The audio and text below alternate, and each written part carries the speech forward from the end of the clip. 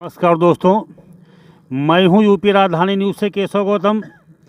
आज मैं मौजूद हूं बाराबंकी जनपद के ज़िला मुख्यालय गन्ना दफ्तर में और यहां पर सामाजिक न्याय महासभा की बैठक चल रही है। आइए हम मिलते हैं, बातचीत करते हैं सामाजिक न्याय महासभा के अध्यक्ष श्री राम रावत जी से। सर, आपसे हम जानना चाहेंगे कि आज की जो बैठक थी इसके पीछे आपका क्या उद्देश्य था? अध्यक्ष जी। धन्यवाद भाई केशवराम जी, डायरेक्टर यूपी राजधानी।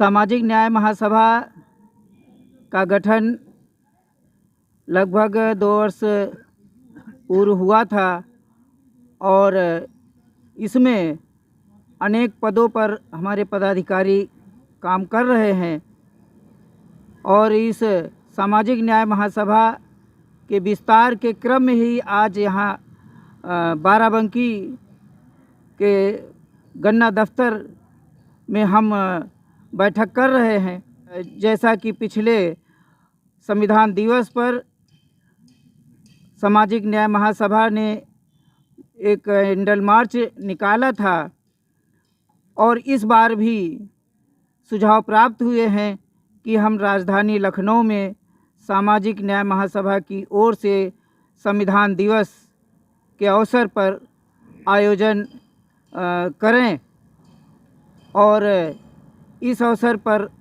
हम आप सबको हार्दिक शुभकामनाएं देते हैं और इस बैठक में उपस्थित समस्त पदाधिकारियों का स्वागत करते हैं जो विभिन्न जगहों से आए हुए हैं। विभिन्न पदों पर हमारे पदाधिकारी यहाँ जो है कार्यरत हैं, उन सब का स्वागत अभिनंदन करते हैं और इसके साथ ही हम आने वाले समय में शीघ्र ही अगली बैठक लखनऊ में करने वाले हैं।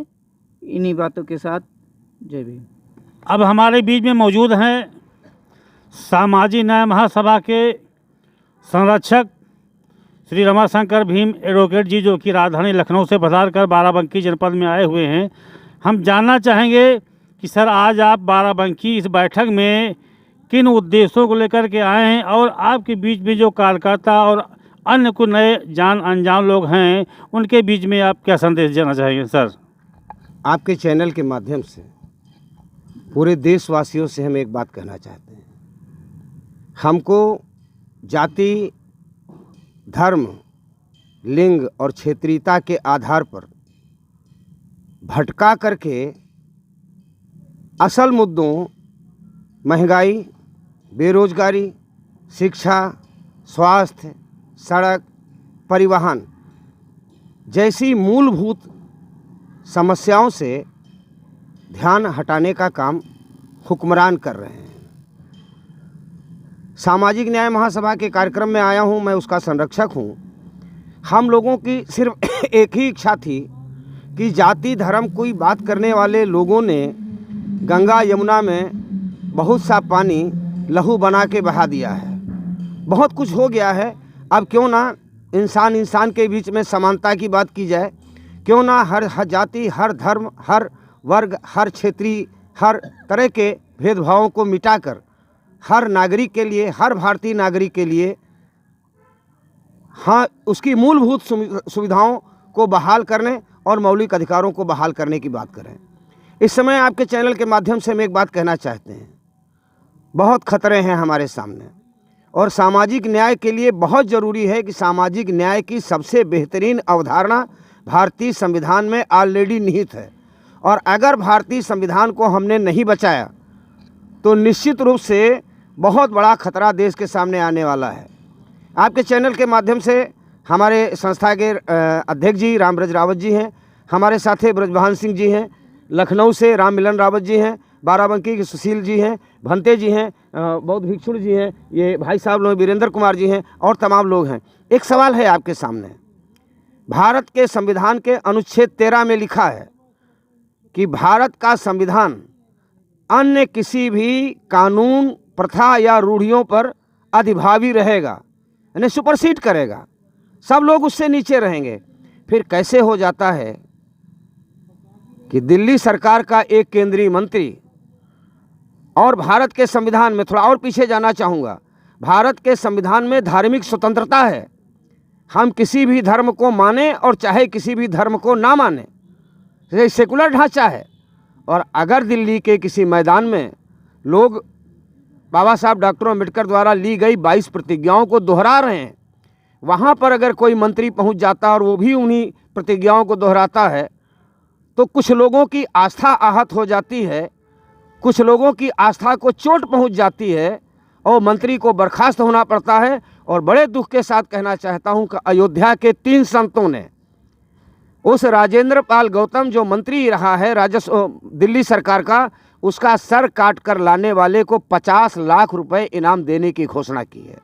मैं आपके चैनल के माध्यम से कहना चाहता हूँ, देश संविधान से चलेगा, सज़ा देने का अधिकार न्यायालयों को रहेगा, या फिर हम आदिम परंपरा में लौट के जा रहे हैं कि जो संत लोग हैं, जो महंत लोग हैं, वो सज़ा सुनाएंगे। फांसी की सज़ा जो लाएगा उसको 50। जानते हैं कौन सी धारा का अपराध है? ये हत्या के लिए उकसाने का अपराध है और इन लोगों के खिलाफ FIR होनी चाहिए। हम ये कहना चाहते हैं आपके चैनल के माध्यम से कि कानून के समक्ष जो समानता का अधिकार है, आज के न्यायालयों के न्यायाधीश, मैं बहैसियत वकील कंटेम्प्ट से डरता नहीं हूँ, मैं बड़े दावे के साथ कहना चाहता हूँ कि सारे के सारे लोगों की मानसिकता बिल्कुल दूषित हो गई है। अंधरा परसय घरे घरान, अपने लोगों को माफ़ी और दूसरी विचारधारा के लोगों को फांसी, ये नहीं चलने वाला है।